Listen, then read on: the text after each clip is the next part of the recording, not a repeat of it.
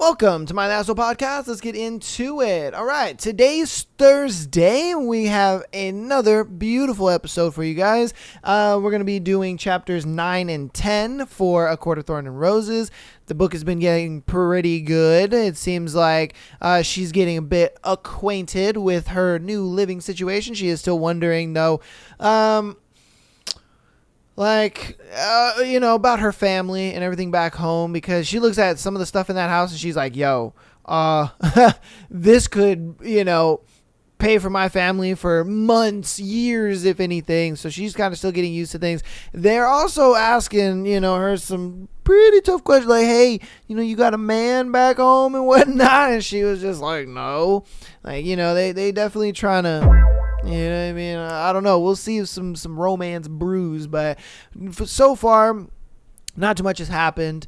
But she is planning like some kind of escape, what seems like. I don't know if you guys remember in the last episode, she did plant, a knife, and then she was walking around and kind of just looking for escape paths and so on and so forth. So the book is getting a little interesting. Hopefully it continues, we kind of flesh out a little more of the story and what's actually going on. But without further ado, though, we're going to get into our thread for today, which is, what was your I knew it moment? All right, so let's see what you guys knew. All right, hold on. Okay.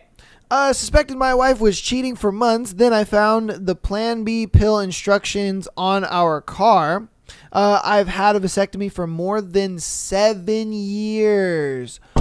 Ooh, not only did she cheat, but homeboy busted all kinds of sweet nuts in your girl. Damn, son. Damn. She let him hit it raw. Oh, didn't have second thoughts. She didn't want to be a single mom, though. When I was 8, I looked at my mom and asked her if she was pregnant. She said no. And I asked if she was sure, and she doubled down. I then said, well, you should probably start going to the gym. You're getting kind of fat. That's fucked up. About a week later, she announced in front of the whole family that she was, in fact, pregnant. She just didn't want to tell me before everyone else. Oh, my God, yo. Kids are crazy. He said, oh, well then damn, you might want to go to the gym. You getting fat out here, Mom. Like, damn, son. Oh shit. He knew it though. Let's see. What was your I knew it moment? That he was the one after a disastrous first date. Oh, really? Okay, he picked me up and we went to a local walking park. After returning to his car, it wouldn't start. Oh, brother. We both had to walk home, and just as I said, well, at least it's not raining, and the heavens opened up, I was soaked through by the time I got home. Oh, no. She was like, well, at least it's a beautiful day to walk, and then just like, great. Now it's raining. I got back home not expecting to hear from him again, but he rang me when I got home and started the conversation with, I bet you've never been that wet on a first date before. Yo! My man's spitting. We both laughed it off and been stuck with each other since. That's crazy, because you never really hear like a date going bad and then the relationship flourishes off of that.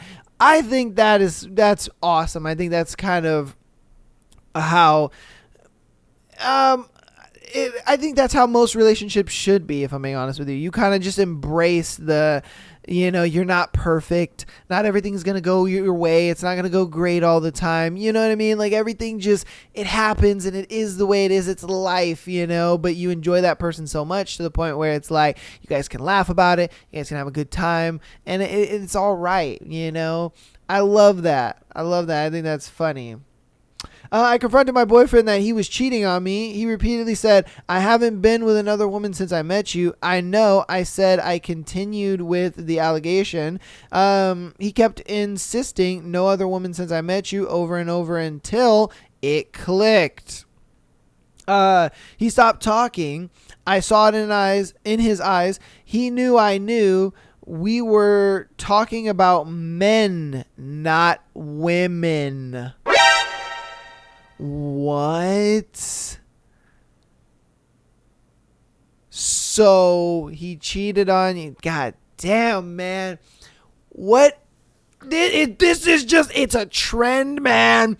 It is a motherfucking trend. Like, there are so many dudes that are secretly gay, and then they're just dating a girl forever, and then it's just like, what are you doing? I don't know. I'm not gonna get into it, man. I get into it to literally the past maybe 3 or 4 episodes I've gotten into this, where it's mind-boggling how many dudes get in relationship with girls and then they go and cheat, but they cheat with a dude because they're actually gay, and then it's like, what the fuck? That's crazy, man. But to have that realization is just, I don't know. Ladies, you let me know, is that worse coming to that kind of realization, or is it better? Like, well, at least he didn't fuck another bitch, you know. But then you kind of think to yourself, what was he, the pitcher or the catcher? You know, like, you know what I mean? Was he doing the booty hole stretching, or was he getting the booty hole stretched? It's like, oh, man, you know, which one would be worse, though? Ladies, you let me know in the comments. Goodness. My brother asking me for money to buy a car and telling him he can't drive and he's going to hurt somebody or end up in trouble. He told me he'd buy the car one way or another. It wasn't even 24 hours before he was in jail for driving without a license under the influence of drugs. My goodness.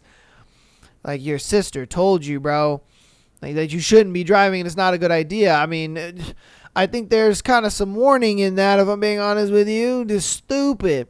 And I bet you she went to go visit him in jail like, didn't I tell you? Because I told you. Like, come on, man.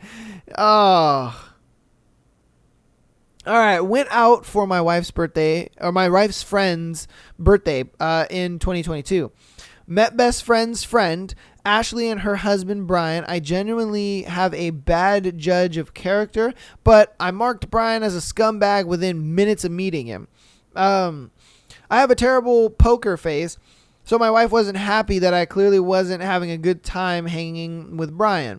Anyway, about 8 months later, it's revealed that Brian took the profits from his business for sports betting purposes, and it was in the hole over $1 million.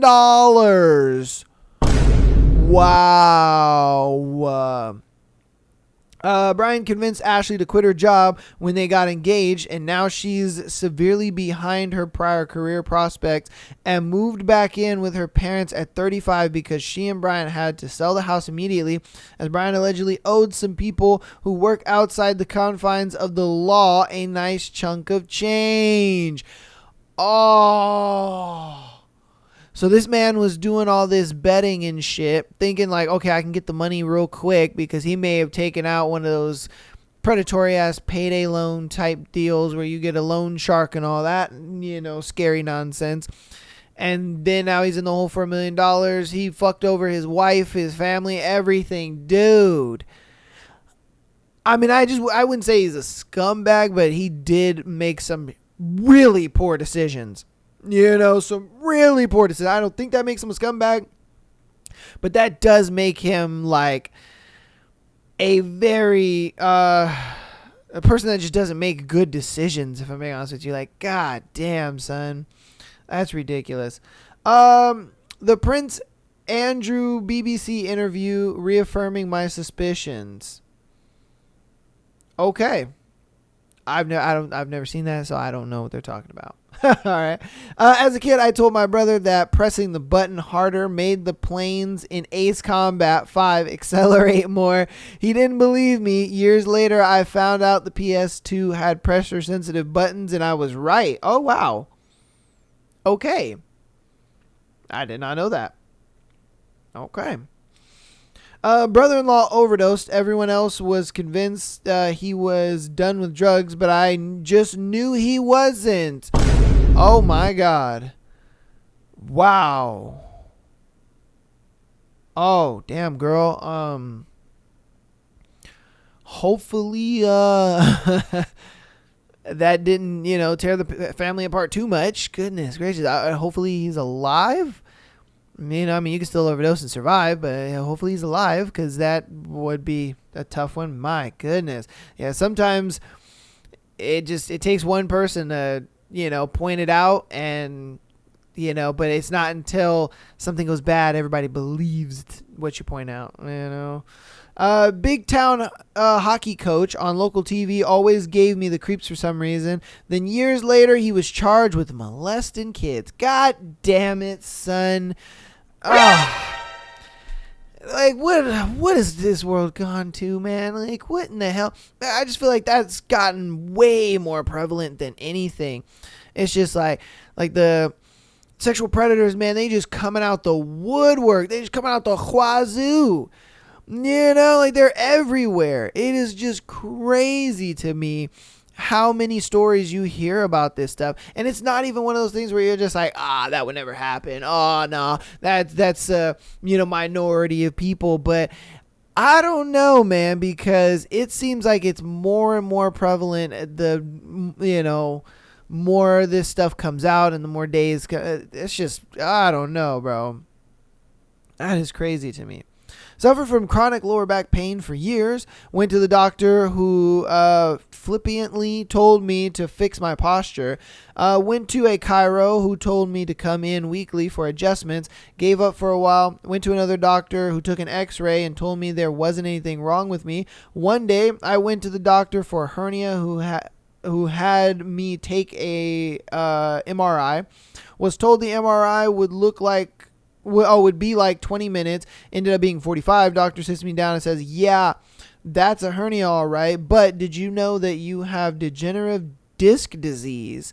Oh, shit. The discs in your lower spine are some of the worst I've seen. Blew my mind that it took 15 years of chronic lower back pain to get diagnosed for something that went on a doctor's wall of fame. Wow. Yo, they gaslit the hell out of you. And I wonder why. Like, why? What does a doctor get out of gaslighting their patient into believing that nothing is wrong with them? What do they get out of that? Like, this is your job to tell me what the hell is wrong with me. You know what I mean? I'm coming to you for help, and you're gaslighting me into believing that I'm good, I'm chilling? Like, what benefit do you get out of that? That is crazy. Oh my goodness. All right. These two boys from my middle school wanted to drive me around town and take me to some places. Okay, that sounds sus. I had a weird feeling about it, so I declined. They were pushy, but I eventually blocked. A week later, a girl was sexually abused badly by the same boys. Yeah, see?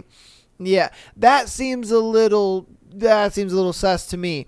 They're over here like, hey, you want to drive, you want to come with us to drive around town and all this kind of stuff. And I'm just like, you didn't really specify a destination or what we're going to be doing or any of that stuff. Like, that to me kind of seems a little weird, and that's like extremely sus in my opinion. Like, I don't know about all that. And guess what? She was so right. That's crazy.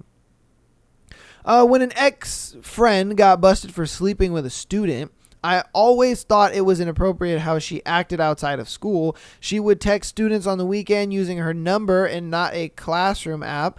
She claimed it was for questions about homework, projects, etc. She then invited students to come and watch her perform for a shadow cast of Rocky Horror where she played Janet. So she's in her underwear 70% of the show. Fast forward a few years after all this, and I get a message with a news article of her being arrested for fucking a student. Worst part, I had friends that still supported her, saying it's not really a big deal since he was 16, 17, and the age of consent is 16. She is in a position of power, and ew. Ouch. You see, the guy in me is just like, yo, W teacher. But then there's the other side where it's just like, what in the hell are you doing? You know, like, what the fuck are you doing, girl? What, you couldn't find some dudes to be with? Or like, is it that hard out there for you or something? You know, but again, on the other hand, it's just like, yo, teacher, like, those boys must have been gassed. Like, yes. Oh my God. Yo, Miss Bradbury. Whoo, son. She sucked like a vacuum. Like, what? How do you know? I went ahead and saw her little one-man show. Goddamn, son. Oh, I'm sure that went around the school quick. She must have had at least 3 or 4 of them little boys like, yo, Miss Bradbury, what's good? What's good with you, girl? I want to see your one-woman show, if you know what I mean. Like, man, but again, then on the other hand, it's just like, the hell are you doing? For what reason are you destroying your career over some penis? You know? Like, bro, the thing is, you're an adult. You could go out and you could do that type of shit, you know?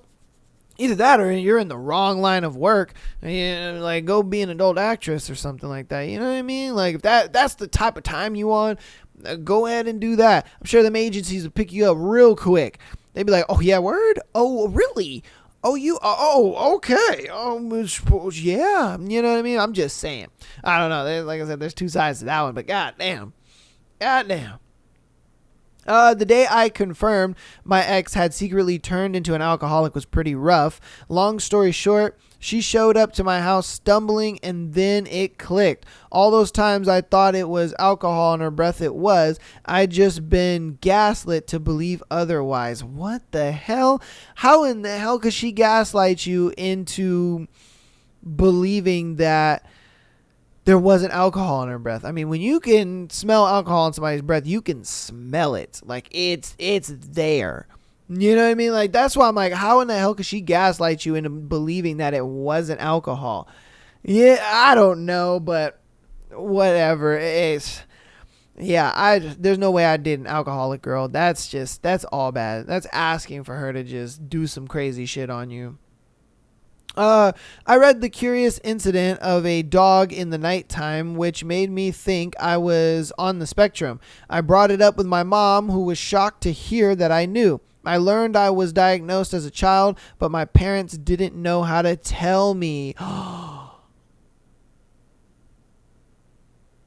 no.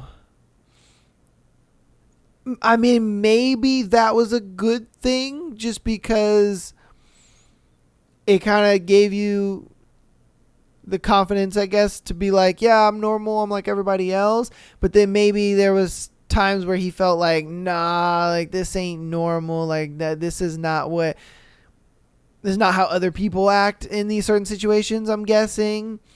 I don't know. I mean, because I would feel like if you told a kid that, they would think the worst. You know, they would think like, oh my God, what's wrong with me?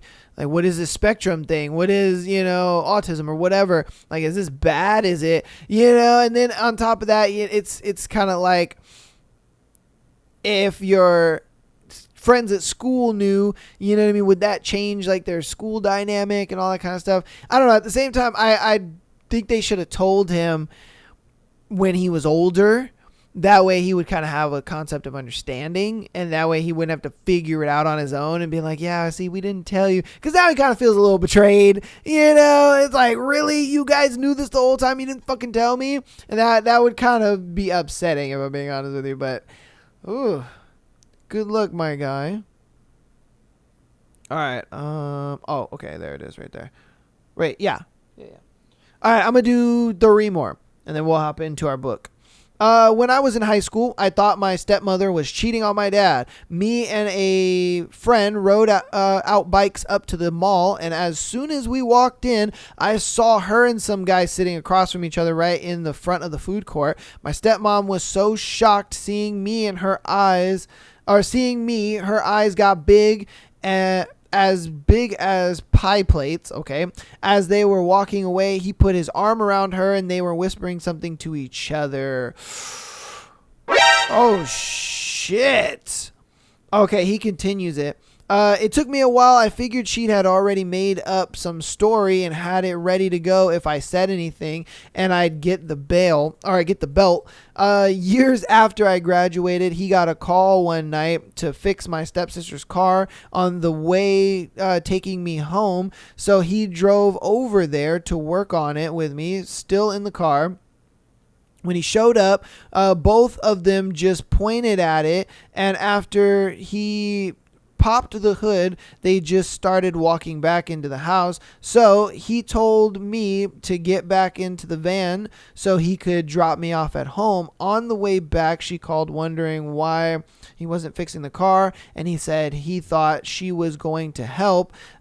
He had me in the car. I know the actual person was the attitude my stepsister had of just pointing at the engine and immediately pulling out her phone and talking to her friends and walking away. So I'm guessing after he hung up, I told him years ago. Okay, there it is. Like, he added all this extra bullshit. Like, bro, nobody cares about that. Like, tell us what happened. Okay, so after years, hold on. Damn it. Okay, so after he hung up, I told him years ago I saw Lydia, whatever the fuck her name is, at the mall with another guy, and the reaction he had was he said he figured it was just one of her friends, but the look on his face was already... Face was already also figured. Okay, I guess the look on his face is he also figured that she was... doing that. Godly grammar, my guy. That also she was upset to hear it. Like, pretty sure she continues to fuck around, but I guess, oh well, next month it'll be 18 years for them, so I guess he just wants to believe everything is fine. So he's still with her? Nigga. What the... Like, there's definitive evidence of her fucking around. You know she fucking around. But because it's been so long, he's just like, women's is going to be women's. Like, it is what it is, son. I'm going to just leave it alone and let her do what she going to do. And it's just like, bro, that's not your girl, man. Like... She belongs to the streets. You know, she the community girl at this point. Like, man... And I guarantee you it's a thing where, like, he's the main dude that, like, pays all her bills. And then these other guys, one guy's probably for sex and the other guy's probably for, dates and experiences and then stuff like that. And then there's another guy that maybe she actually likes, she's probably out here rostering it up because you're just allowing it to happen. That is, my goodness, man. That's crazy. Absolutely crazy. All right, this is going to be our last one. I had a lot of suspicions that my ex was cheating. It started out small, like she just started to close herself in more. I thought it was stress and depression, so I gave her space, and she only wanted more and more space. She never wanted to talk to me about it, and any approach I made was met with hostility. One day, I went to check her PC for something, and I noticed her login wasn't the same. For the 5 years we had been together, it was always the same, and that's what gave me the first gut feeling. I went on to my PC and tried logging into her Facebook too. One, maybe see if it would answer what's going on with her, or two, see if that password has been changed too. Turned out all her passwords were suddenly changed. I didn't want to believe that it might be cheating, so I thought I'd at least be transparent and ask her why she decided to change everything. She was shocked, angrily, and fumbled her answer, which really made my feelings even worse. Ooh, yeah, that so tells you that she's hiding something. She gets immediately defensive. Like, come on, man. We were quite open with each other and had an open door rule with accounts and whatnot, as she'd been cheated on before, so she wanted to know So she wanted to know she could make sure I wasn't doing anything suspicious. One day I saw she left her PC logged in as she went to take a shower. So I took the opportunity to use our original policy to see what she'd been up to. It didn't take me long to find a bunch of conversations between her and a guy she met playing GTA RP. When she got out of the shower and saw me sitting in her chair, her face looked a bit worried. So I started asking her, "So you and Avery, huh?" My only regret is that I tried to make it work after an attempt to save the house. Should I have told her to pack a bag and get the fuck out before I showed everyone her explicit conversations? I mean, just the way she was acting and, being suspicious and stuff like that. Yeah, I probably would have just been like, ooh. Like, we gotta have a conversation. Like, for one, you changed your passwords. You want me to give you all this space, and you don't want to spend time with me and stuff like that. And then you get defensive when I ask you about it. Like, just those three things alone should have told you, like, yeah, this relationship is over. And then when you find out about this Avery character, you should have really been like, oh, damn, son. Like, hey, look, we're done. You know what I mean? Like, right then and there, that should have just been like, psh, we're done. That's tough. That's tough, my guy. My goodness. But let's going to go ahead and end that thread. Hopefully you guys enjoyed that thread. Man, some crazy scenarios in that one. I didn't think this thread was going to be that crazy. Didn't think it was going to be that juicy juice, but it was, man. That was some juicy stuff right there. You guys got some crazy little I knew it moments. Man, that is a little wild. But we're going to hop into announcements super fast, and then we're going to get into chapters 9 and 10 of our beautiful book. And I'm super excited to continue. So patreon.com/MyLastPodcast. Get an exclusive episode every single Friday, as well as being able to send in your scenarios to be featured on the Tuesday and Sunday shows. Audio listeners, keep downloading the podcast. I appreciate all the support you guys have already been showing. Just keep showing that support, and I appreciate it, man. If you come here every Tuesday, Thursday, as well as Sunday, and you just hit that download button, that lets me know that you guys are enjoying the episodes and that you guys are continuing to enjoy what we're doing over here. Rate the podcast also 5 stars so we can bring in more new people. If you want to help us even more on the free 99 side of things, go ahead and follow us on YouTube, Instagram, as well as TikTok. Instagram and TikTok for the clips, YouTube for more of the production side and the video side of everything. And that's it. Without further ado, though, let's get into our book. I try to make the announcements as fast as possible because I know you guys don't like the announcements. It's all good. It's okay. All right.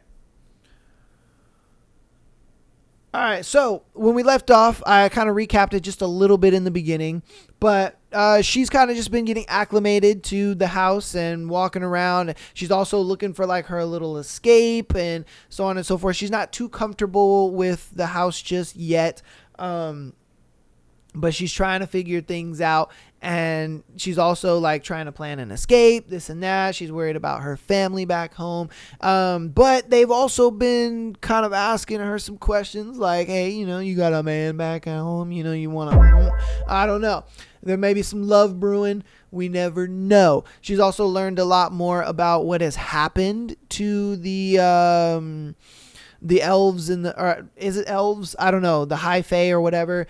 She's kind of learned that there's been a curse that came over the land and they can't take these masks off, which is kind of crazy to me. And so, I believe it was chapter 8, no, maybe 7, when she was kind of wondering like why they wear their masks and stuff like that. It was kind of giving me some like Haunting Adeline vibes a little bit, where she's just like, God damn, he's like handsome as shit, but no, I can't. I'll never love him. The coochie will not get wet for this man, even though he's beautiful and fucking fantastic. But no, I can't. Because that's how I felt like Haunting Adeline was. I feel like Adeline was she was constantly just like, oh my God, this man is fucking gorgeous and amazing. But no, I can't. You know what I mean? So I feel like a little bit of that is kind of going on with this book right now, where she's just like, God damn, he's handsome as hell. But no, I cannot do that. But I digress. Let's get into chapters 9 and 10. Make sure our audio's all good. Just in case. Chapter 9. The following morning, as Alice and the other servant woman prepared my bath, I contemplated my plan. Tamlin had mentioned that he and Lucian had various duties, and aside from running into him in the house yesterday, I'd seen neither of them around. So, locating Lucian alone would be the first order of business. A casual question tossed in Alice's direction had her revealing that she believed Lucian was on border patrol today and would be at the stables preparing to leave. I was halfway through the gardens, hurrying toward the outcropping of buildings I'd spied the day before, when Tamlin said from behind me, "No tripwires today?" I froze mid-step and looked over my shoulder. He was standing a few feet away. How had he crept up so silently on the gravel? Fairy stealth, no doubt. I willed calm into my veins, my head. I said as politely as I could, "You said I was safe here, so I listened." His eyes narrowed slightly, but he put on what I supposed was his attempt at a pleasant smile. "My morning work was postponed," he said. Indeed, his usual tunic was off, the baldric gone, and the sleeves of his white shirt had been rolled up to the elbows to reveal tanned forearms corded with muscle. "If you want to ride across the grounds, if you're interested in your new residence, I can take you." Again, that effort to be accommodating, even when every word seemed to pain him. Maybe he could eventually be swayed by Lucian. And until then, how much could I get away with?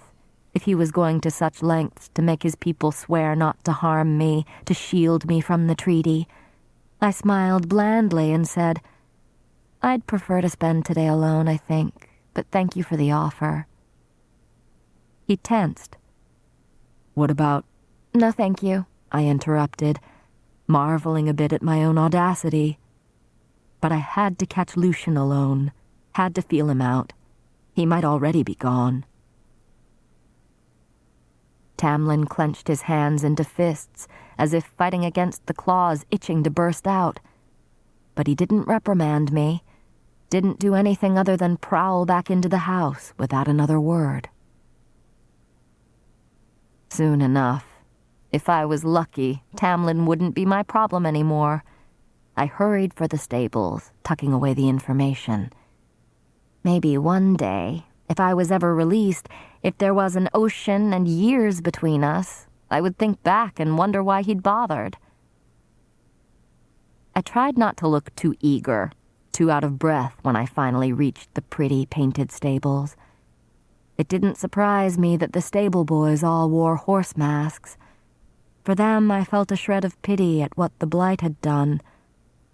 The ridiculous masks they now had to wear until someone could figure out how to undo the magic binding them to their faces. But none of the stable hands even looked at me, either because I wasn't worth it or because they, too, resented me for the death of Andrus. I didn't blame them. Any attempt at casualness took a stumble when I finally found Lucian astride a black gelding, grinning down at me with 2 white teeth. "Morning, Farah." I tried to hide the stiffening in my shoulders, tried to smile a bit. "Going for a ride, or merely reconsidering Tam's offer to live with us?" I tried to recall the words I'd come up with earlier, the words to win him, but he laughed, and not pleasantly. "Come now. I'm to patrol the southern woods today, and I'm curious about the abilities you used to bring down my friend, whether accidental or not. It's been a while since I encountered a human, let alone a fey killer. Indulge me in a hunt." Perfect. At least that part of this had gone well, even if it sounded as lovely as facing a bear in its den. So I stepped aside to let a stable boy pass. He moved with a fluid smoothness, like all of them here, and didn't look at me either. No indication at all of what he thought of having a fey killer in his stable. But my kind of hunting couldn't be done on horseback. Mine consisted of careful stalking and well-laid traps and snares. I didn't know how to give chase atop a horse. Lucian accepted a quiver of arrows from the returning stable boy with a nod of thanks. Lucian smiled in a way that didn't meet that metal eye, or the russet one. No ash arrows today, unfortunately. I clenched my jaw to keep a retort from slipping off my tongue. If he was forbidden from hurting me, I couldn't fathom why he would invite me along, save to mock me in whatever way he could. Perhaps he was truly that bored. Better for me. So I shrugged, looking as bored as I could. Well, I suppose I'm already dressed for a hunt. Perfect, Lucian said, his metal eye gleaming in the sunlight slanting in through the open stable doors. I prayed Tamlin wouldn't come prowling through them. Prayed he wouldn't decide to go for a ride on his own and catch us here. Let's go then, I said, and Lucian motioned for them to prepare a horse. I leaned against a wooden wall as I waited, keeping an eye on the doorway for signs of Tamlin, and offered my own bland replies to Lucian's remarks about the weather. Mercifully, I was soon astride a white mare, riding with Lucian through the spring-shrouded woods beyond the gardens. I kept a healthy distance from the fox-masked fairy on the broad path, hoping that eye of his couldn't see through the back of his head. The thought didn't sit well, and I shoved it away, along with the part of me that marveled at the way the sun illuminated the leaves and the clusters of crocuses that grew like flashes of vibrant purple against the brown and green. Those were things that weren't necessary to my plans, useless details that only blocked out everything else. The shape and slope of the path, what trees were good for climbing, sounds of nearby water sources. Those things could help me survive if I ever needed to. But, like the rest of the grounds, the forest was utterly empty. No sign of fairies, nor any high fae wandering around. Just as well. Well, you certainly have the quiet part of hunting down, Lucian said, falling back to ride beside me. Good. Let him come to me rather than me seeming too eager, too friendly. I adjusted the weight of the quiver strap across my chest, then ran a finger along the smooth curve of the yew bow in my lap. The bow was larger than the one I used at home, the arrows heavier and heads thicker. I would probably miss whatever target I found until I adjusted to the weight and balance of the bow. 5 years ago, I'd taken the very last of my father's coppers from our former fortune to purchase my bow and arrows. I'd since allotted a small sum every month for arrows and replacement strings. Well, Lucian pressed. No game good enough for you to slaughter? We've passed plenty of squirrels and birds. The canopy above cast shadows upon his fox mask, light and dark and gleaming metal. You seem to have enough food on your table that I don't need to add to it, especially when there's always plenty left over. I doubted squirrel would be good enough for their table. Lucian snorted, but didn't say anything else as we passed beneath a flowering lilac, its purple cones drooping low enough to graze my cheek like cool, velvety fingers. The sweet, crisp scent lingered in my nose even as we rode on.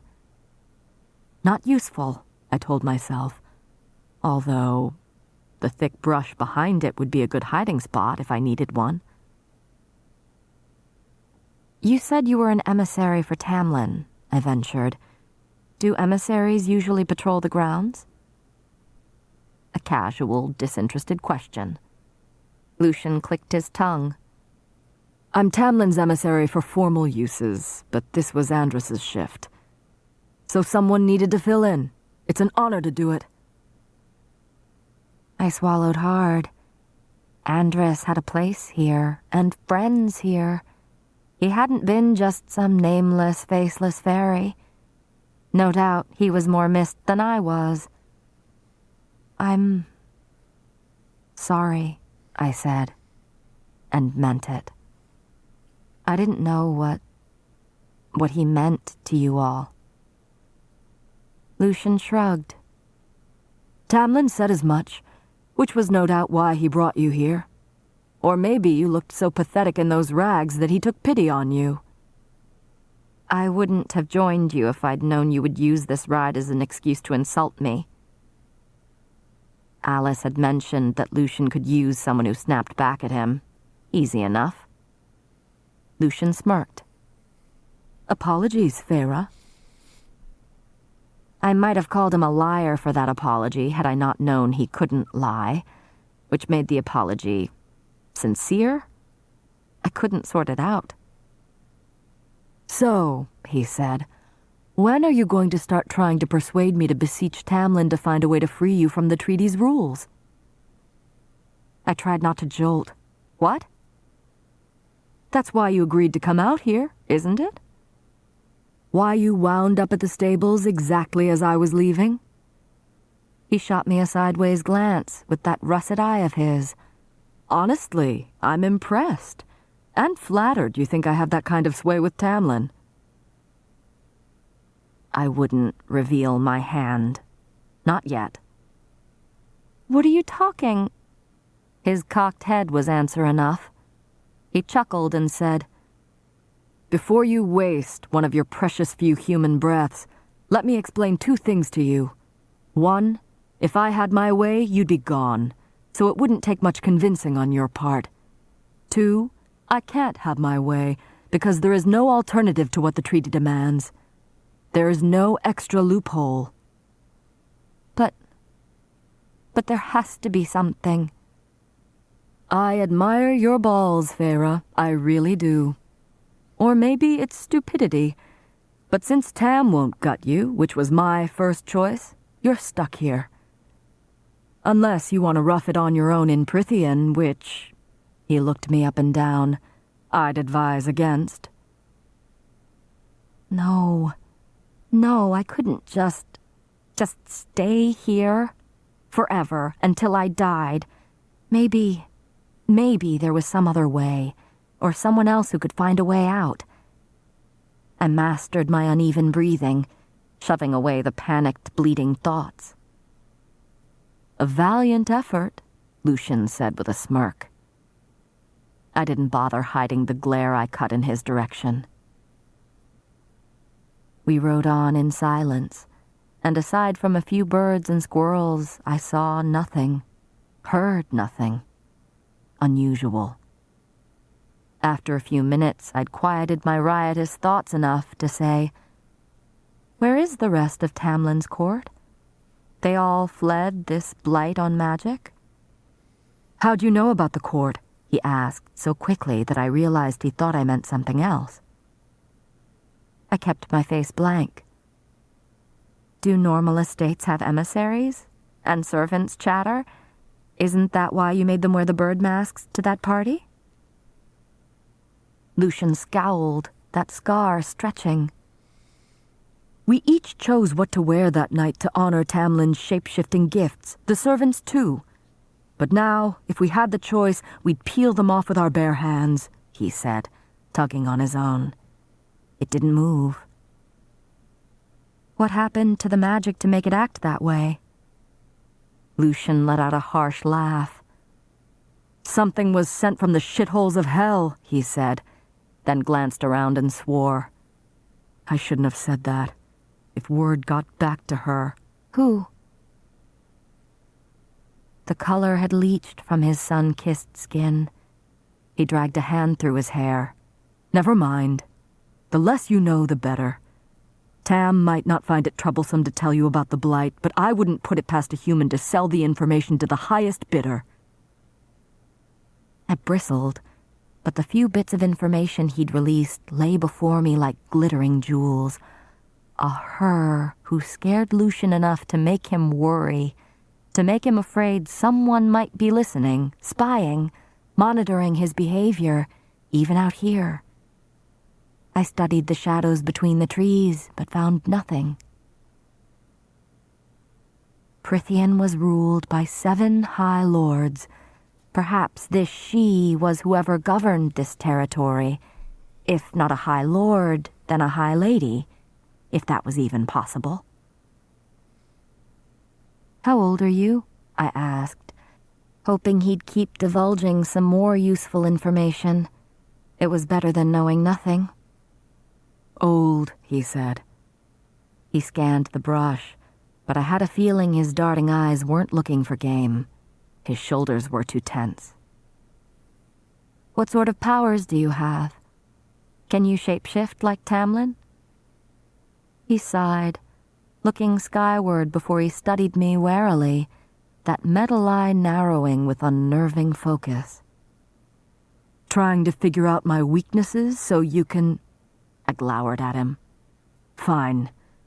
No, I can't shapeshift. Only Tam can." "But your friend, he appeared as a wolf. Unless that was his—" No. Andrus was high fae too. Tam can shift us into other shapes if need be. He saves it for his sentries only, though. When Andrus went across the wall, Tam changed him into a wolf so he wouldn't be spotted as a fairy, though his size was probably indication enough. A shudder went down my spine, violent enough that I didn't acknowledge the red-hot glare Lucian lobbed my way. I didn't have the nerve to ask if Tamlin could change me into another shape. "Anyway," Lucian went on, "the high fae don't have specific powers the way the lesser fairies do.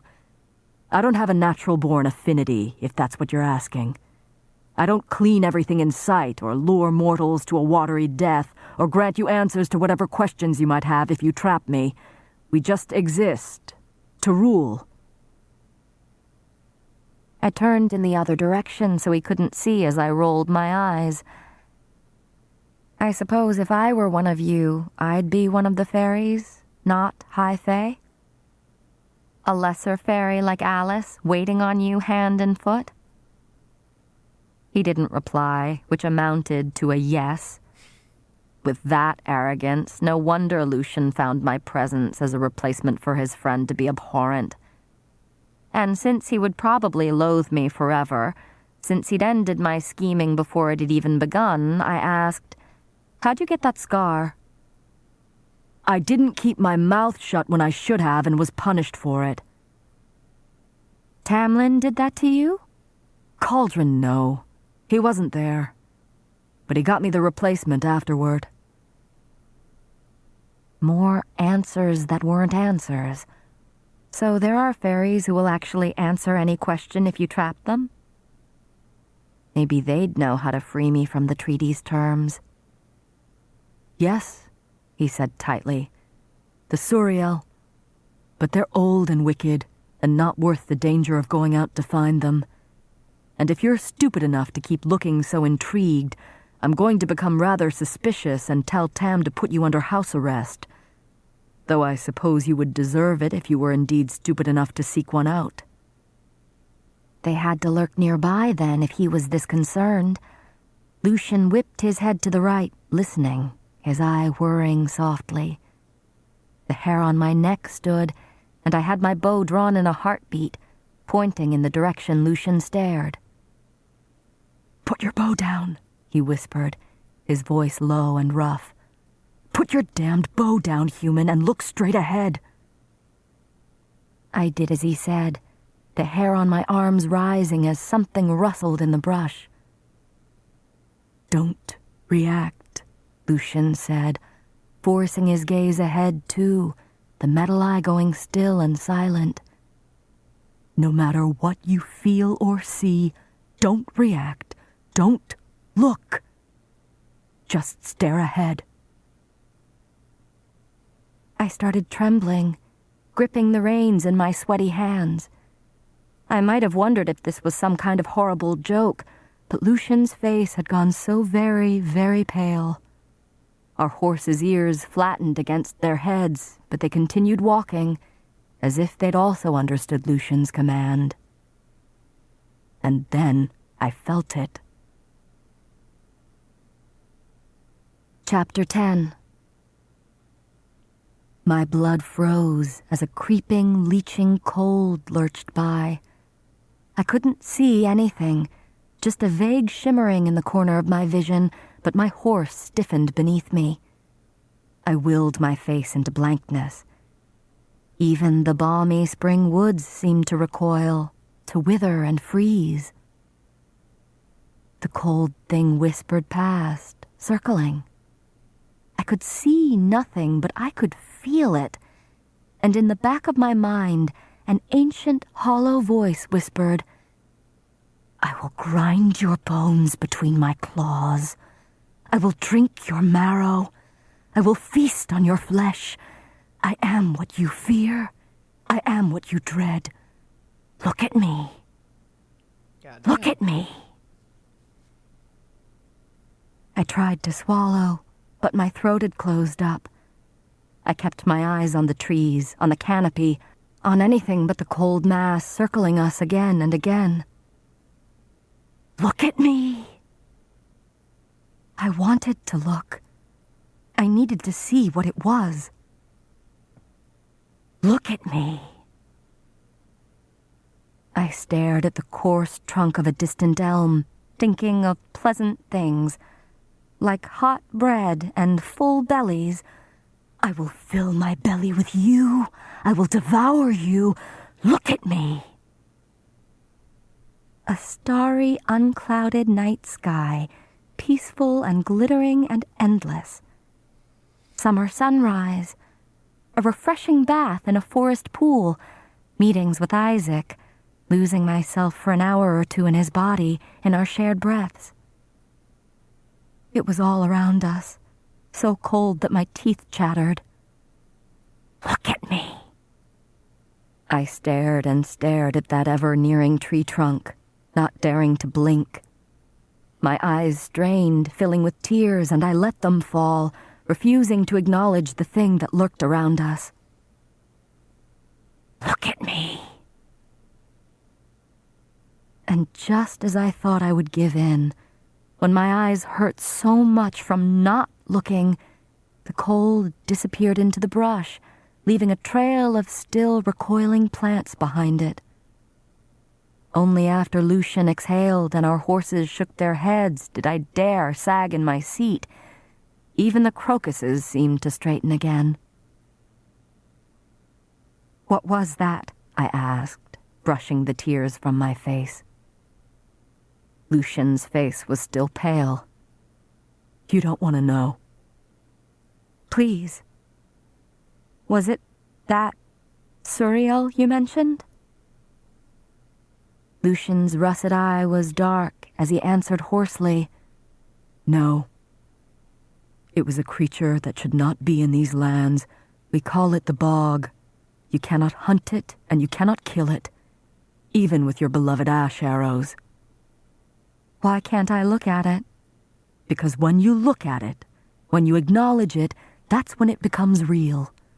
That's when it can kill you. A shiver spider-walked down my spine. This was the Prithian I'd expected. The creatures that made humans speak of them in hushed tones even now. The reason I hadn't hesitated, not for a heartbeat, when I'd considered the possibility of that wolf being a fairy. I heard its voice in my head. It told me to look. Lucian rolled his shoulders. Well, thank the cauldron that you didn't. Cleaning up that mess would have ruined the rest of my day. He gave me a wan smile. I didn't return it. I still heard the bog's voice whispering between the leaves, calling to me. After an hour of meandering through the trees, hardly speaking to each other, I'd stopped trembling enough to turn to him. So, you're old, I said, and you carry around a sword and go on border patrol. Did you fight in the war? Fine. Perhaps I hadn't quite let go of my curiosity about his eye. He winced. Shit, Feyre, I'm not that old. Are you a warrior, though? Would you be able to kill me if it ever came to that? Lucian huffed a laugh. Not as good as Tam, but I know how to handle my weapons. He patted the hilt of his sword. Would you like me to teach you how to wield a blade? Or do you already know how, oh mighty mortal huntress? If you took down Andrus, you probably don't need to learn anything. Only where to aim, right? He tapped on his chest. I don't know how to use a sword. I only know how to hunt. Same thing, isn't it? For me, it's different. Lucian fell silent, considering. I suppose you humans are such hateful cowards that you would have wet yourself, curled up and waited to die if you'd known beyond a doubt what Andrus truly was. Insufferable. Lucian sighed as he looked me over. Do you ever stop being so serious and dull? Do you ever stop being such a prick? I snapped back. Dead. Really, truly, I should have been dead for that. But Lucian grinned at me. Much better. Alice, it seemed, had not been wrong. Whatever tentative truce we built that afternoon vanished at the dinner table. Tamlin was lounging in his usual seat, a long claw out and circling his goblet. It paused on the lip as soon as I entered, Lucian on my heels. His green eyes pinned me to the spot. Right. I'd brushed him off that morning, claiming I wanted to be alone. Tamlin slowly looked at Lucian, whose face had turned grave. We went on a hunt, Lucian said. I heard, Tamlin said roughly, glancing between us as we took our seats. And did you have fun? Slowly, his claw sank back into his flesh. Lucian didn't answer, leaving it to me. Coward. I cleared my throat. Sort of, I said. Did you catch anything? Every word was clipped out. No. Lucian gave me a pointed cough, as if urging me to say more, but I had nothing to say.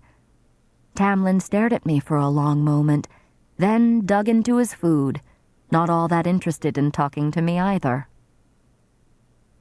Then Lucian quietly said, Tam. Tamlin looked up, more animal than fey in those green eyes, a demand for whatever it was Lucian had to say.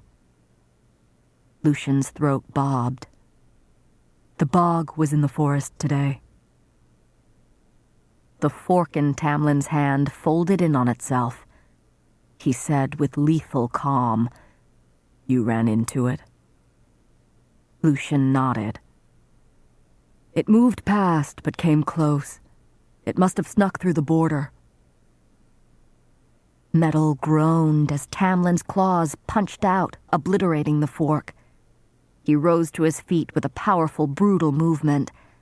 I tried not to tremble at the contained fury, at how his canines seemed to lengthen as he said, Where in the forest?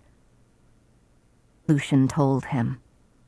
Tamlin threw a glance in my direction before stalking out of the room and shutting the door behind him with unnerving gentleness. Lucian loosed a breath, pushing away his half-eaten food and rubbing at his temples. Where is he going? I asked, staring toward the door. To hunt the bog. You said it couldn't be killed, that you can't face it. Tam can. My breath caught a bit. The gruff, high fae, half-heartedly flattering me, was capable of killing a thing like the bog, and yet he'd served me himself that first night, offered me life rather than death. I'd known he was lethal, that he was a warrior of sorts, but... So he went to hunt the bog where we were earlier today? Lucian shrugged. If he's going to pick up a trail, it would be there. I had no idea how anyone could face that immortal horror, but it wasn't my problem. And just because Lucian wasn't going to eat any more didn't mean I wouldn't. Lucian, lost in thought, didn't even notice the feast I downed.